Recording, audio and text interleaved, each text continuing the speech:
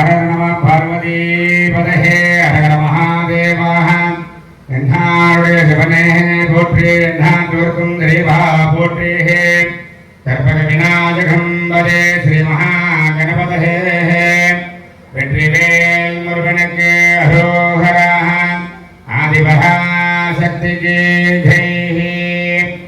அன்றார்ந்த பக்த கோடிகளே, பெரியவர்களே, கிராமவாசிகளே, நமது உதயமார்கனபுரம் மாரியப்ப நகர் கிராமத்தில் அருள் பாலித்து வரும் ஸ்ரீ ஆகாச மாரியம்மன் ஆலய ஜீர்ணோத்தாரண அஷ்டபந்தன மகா கும்பாபிஷேகமானது நாளை காலை சரியாக 9 மணி அளவிலே மகா கும்பாபிஷேகமானது சிறப்பான முறையில் நடைபெறுகிறது.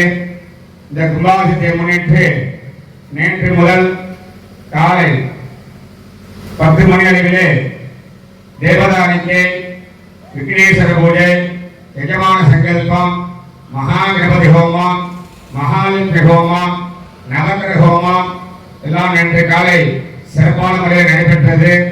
நேற்று மாலை வாஸ்து பூஜையானது நேற்று மாலை சிறப்பாக நடைபெற்றது. இன்று காலை சரியாக 8:30 மணி அளவிலே மங்கள இசையுடன் தொடர்ந்து விக்னேஸ்வர பூஜை, புண்ணியவாதனம், அம்பிகைக்கு யாக வேள்வியானது சிறப்பான முறையிலே நடைபெற்று வருகின்றன. இந்த யாக பூஜையிலே இப்பொழுது 94 வகையான மூலிகை ஹோமஜாமன்கள், நவதானியங்கள், பழங்கள், பால், தேன் ஹோமம் செய்விக்கப்பட்டு தொடர்ந்து மகா பூர்ணாவதி தீபாவளியானது நடைபெற்று அம்பிகைக்கு கடங்கள் அபிஷேகம் செய்து மகா தீபாவளி ஆனது நடைபெறுகிறதால் பக்த கோடிகளும் பொதுமக்களும் கிராமவாசிகளும் ஆலய நிர்வாகிகளும் வருகை தந்து யாக பூஜையை கண்டுகளித்து ஆகாச மாரியம்மன் அருள் பிரசாதப்படி செல்லுமாறு ஆலயத்தின் சார்பாக வருக வருகிற அன்போடு அழைக்கின்றோம்.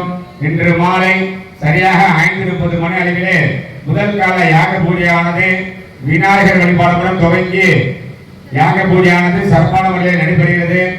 அதைத் தொடர்ந்து இன்று இரவு சரியாக 10 மணி அளவிலே அம்பிகைக்கு எந்திர ஸ்தாபனம், மருந்து சாத்திர நிகழ்ச்சியானது நடைபெறுகிறது.